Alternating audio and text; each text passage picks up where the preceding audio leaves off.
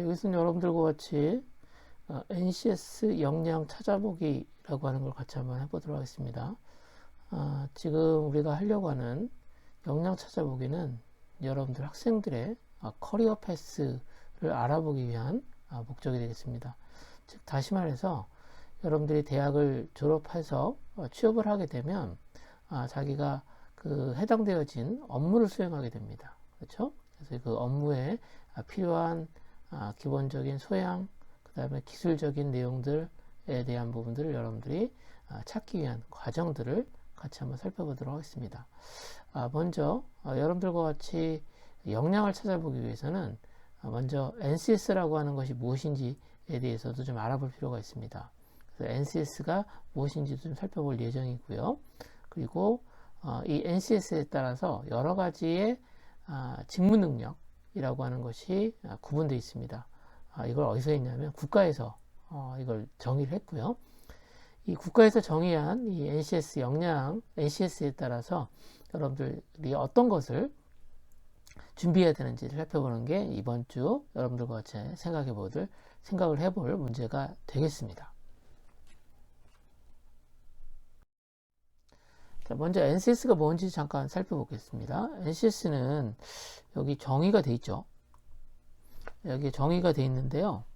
NCS는 국가에서 정의한 직무 능력 표준이다 라고 되어 있습니다. 표준이라고 하는 말 보시면 아시겠지만 이 표준이라고 하는 것은 이게 그 스탠다드 표준이라고 하는 것은 이제 그 국가에서 이러한 그 직무라고 하는 것을 정의를 했고요.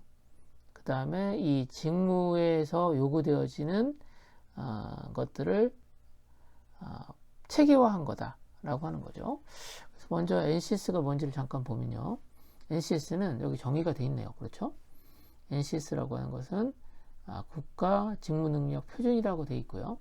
그래서 National Competency Standard라고 되어 있습니다. 이게 뭐냐면 여러분들이 이제 산업체에 가서 일하게 됩니다. 이게 이제 결국은 기업이 되겠죠. 그렇죠? 그래서 기업에서 어떤 업무를 수행하는 데 있어서 그러니까 직원들이 업무를 수행하는 데 필요한 여러 가지 역량들이 있을 수 있습니다. 역량들이 있을 수가 있는데요. 역량에 보면 이런 것들입니다. 기술도 필요한 거고요. 그 다음에 지식도 필요한 거고요. 그 다음에 이제 태도도 필요하겠죠. 그러니까 예를 들어서 서비스업이다 그러면 이제 태도가 매우 중요한 거고요. 그렇죠? 새로운 어떤 분야에 개발을 한다 그러면 당연한 거지만 여기 있는 것처럼 기술적인 내용도 있고 새로운 지식, 신지식에 대한 이해가 필요할 겁니다. 이런 것들을 이제 이러한 산업체에서 기업에서 필요한 것들이 있겠죠. 그러면 이 내용들을 정리를 해서 국가에서 어떤 특정한 업무, 개발자, 웹 개발자다 이렇게 정의를 할게요. 그러면 이 웹 개발자라고 하는 업무를 수행하는 데 있어서 직무를 수행하는 데 있어서 필요한 지식은 뭐고 태도는 어떤 태도가 필요하고 그 다음에 어떤 기술을 사용하는지라고 하는 것을 이제 정의해 놓습니다. 그러면 이제 저희 같은 대학도 있고요. 그 다음에 이제 민간의 교육기관에서 이거에 따라서 이 직무 표준에 따라서 이제 훈련들을 하게 되는 거죠. 교육훈련도 하고 자격증도 준비를 하고 그 다음에 경력 관리를 하게 됩니다. 그래서 이러한 것을 진행하게 되면 이제 산업에서 필요한 것들이 적용이 잘 될 거 아닙니까? 개선이 될 거죠. 그렇기 때문에 실질적으로 이 NCS라고 하는 것이 최근에 들어서 다양한 분야에서 사용되고 있습니다. 특히나 기업에서 구인을 할 때도 이게 사용된다라고 하는 거 알아보시면 되겠습니다. 그래서 이제 여러분들과 같이 여러분들이 지금 하고 있는 업무 자체가 여러분들이 졸업한 다음에 해야 될 업무 자체가 이제 어떤 업무냐면 정보통신 관련된 업무죠. 정보통신 관련된 업무이고요. 정보통신 관련된 분야에서 산업 분야는 이제 산업 분야는 정보통신 분야니까요. 여기서 이제 조금 더 세부적으로 나가가지고 여러분들이 분야도 찾아보고요. 그다음에 이 분야에 맞는 직무 능력이 어떤 것들이 있는지 한번 찾아보는 시간을 가져보도록 하겠습니다. 자, 먼저 여러분들이 하셔야 될 게 뭐냐면 이 사이트를 잠깐 보세요. 밑에 보면 사이트가 나왔죠. 국가에서 운영하다 보니까 www.ncs.go.kr 사이트를 들어갑니다. 국가에서 운영하는 사이트이고요. 그러면 이 분야가 나와 있습니다. 그렇죠? 그래서 여러분들이 아마 제 생각에는 접근하는 분야가 정보통신 분야 20번이에요.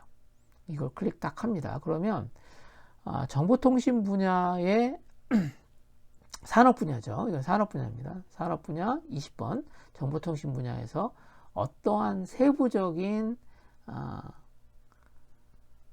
분야가 있는지를 먼저 다시 한번 찾아봅니다.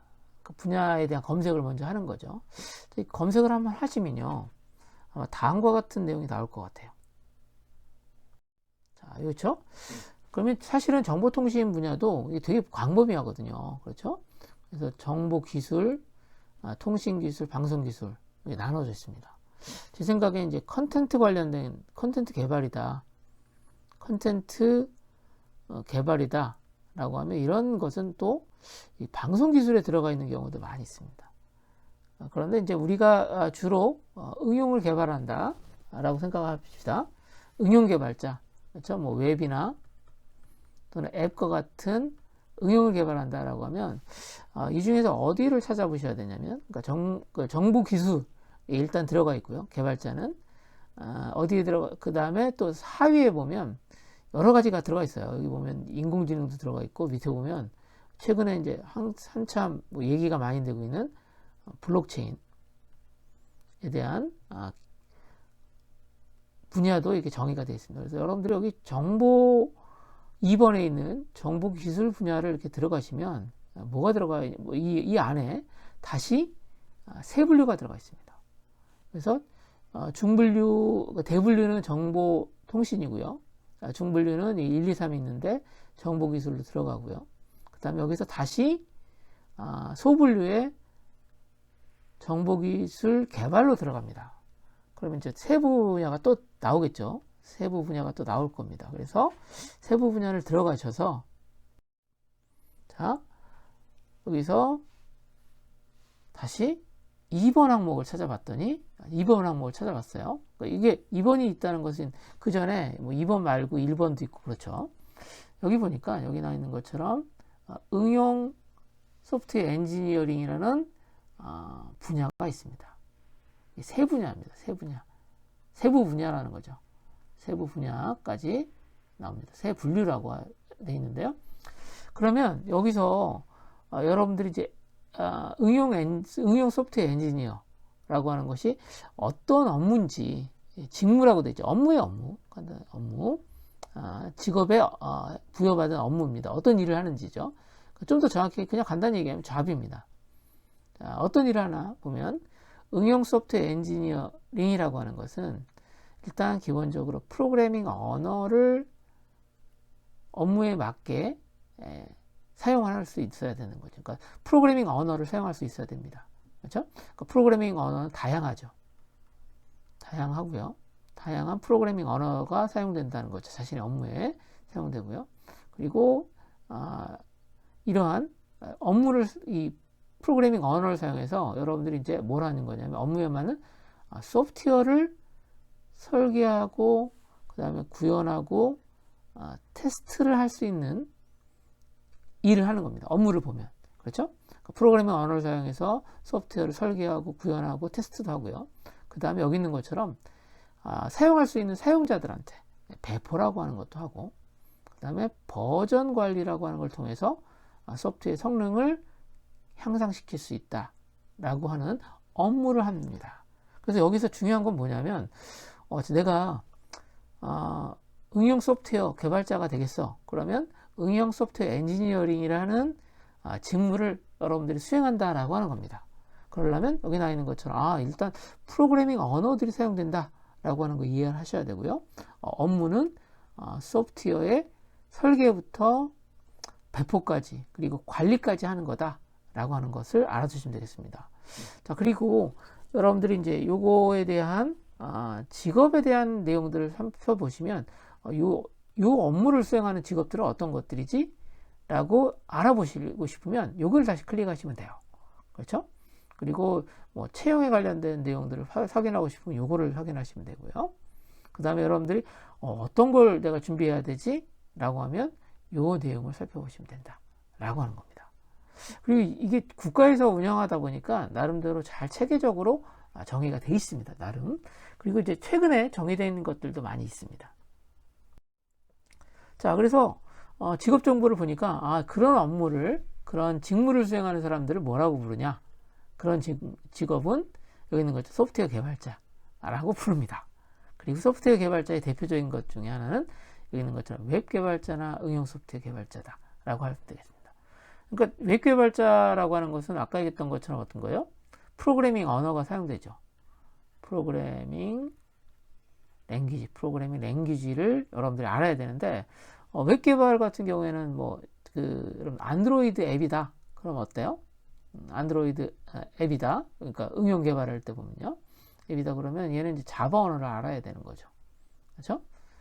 그리고 내가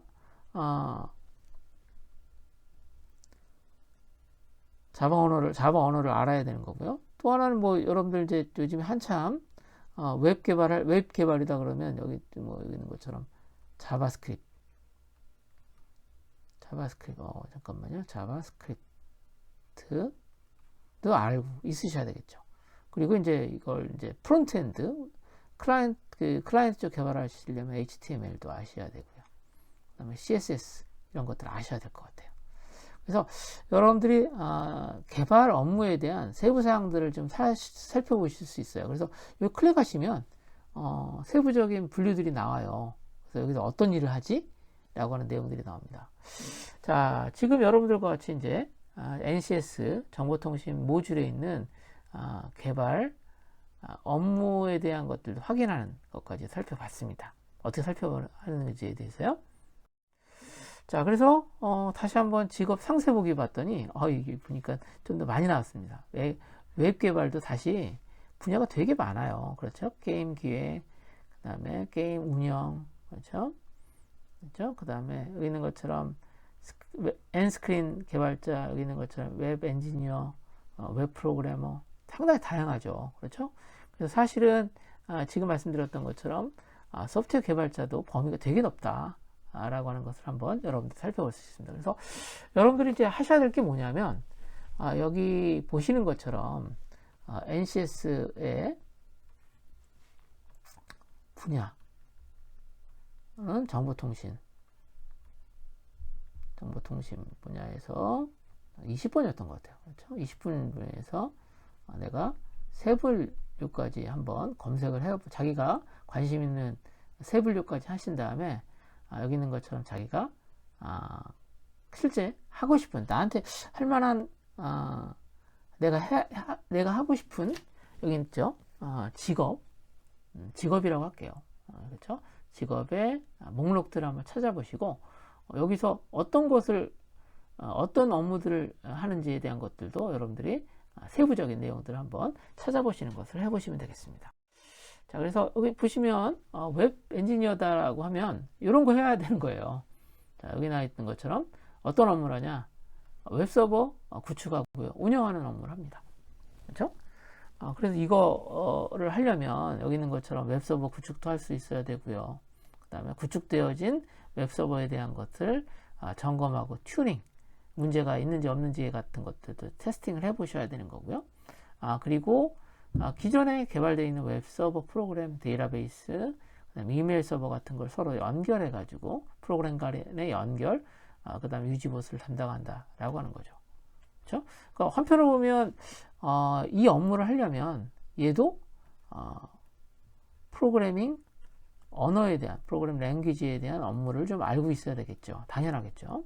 그리고 이제 여기 있는 것처럼 대학을 졸업하고 하면 이런 업무를 할 수 있다라고 하는 거고요. 직업의 강도는 그렇게 어려운 강도를 가지고 있지는 않습니다. 그리고 이제 그 직업은 이제 실내에서 진행한다라고 하는 거고요. 그 다음에 여기 이거 하려면 이제 결국은 어, 그, 그 다양한 그 분야의 업무를 수행하는 사람들과 이제 대화를 해가면서 커뮤니케이션 하면서 문제를 해결해야 되기 때문에 여기 있는 것처럼 이런 직무 능력에는 뭐 직무 기능에는 말하기라든가 어떤 신호 처리 이런 것들이 필요하다라고 하는 것도 나와 있고요. 이걸 웹 엔지니어를 뭐라고 부르냐면 프론트엔드 개발자라고도 부르고 백엔드 개발자라고도 부르고 풀스택 개발자라고도 합니다.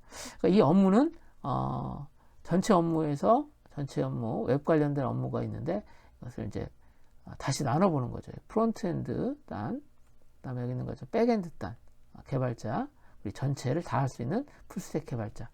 이런 형태로 이제 웹 엔지니어에 대한 것들이 이름이 불려지는 경우도 많이 있다라고 하는 겁니다. 자, 그래서 여러분들이 하셔야 될 건 뭐냐면 자신의 직무 역량을 NC에서 한번 찾아봅니다. 그러니까 여러분들 아직까지 어떤 업무를 하고 싶은지 잘 모르잖아요. 그러니까 여기 있는 것을 한번 검색해 보는 거죠. 탐색을 해가면서 자신이 잘할 수 있는 직무 찾아보시고요. 직무에 필요한 역량들 찾아보십니다. 그러면 직무의 역량을 키우기 위해서 어떤 것을 준비해야 되는지 여러분들이 이제 하나하나 찾아보셔야 되는 거죠. 여기 보시면 자격증 같은 것도 나와요. 자격증. 그러니까 여러분들이 사실은 개발자로 자기의 커리어를 이렇게 만들어가고 싶다. 그러면 정보처리기사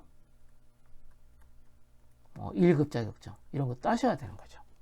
그래서 여러분들이 자신의 업무에 관련해서 자신이 하고 싶은 업무들에 대한 것들을 한번 찾아보자 라고 하는 것이 여러분들 이번 주에 해보셔야 될 일이라고 할 수가 있겠습니다. 간단히 여러분들과 같이 직무 역량에 대해서 같이 한번 살펴봤고요. 이거 한번 여러분들이 해서 자기가 관심 있는 업무 찾아보시면 좋을 것 같습니다.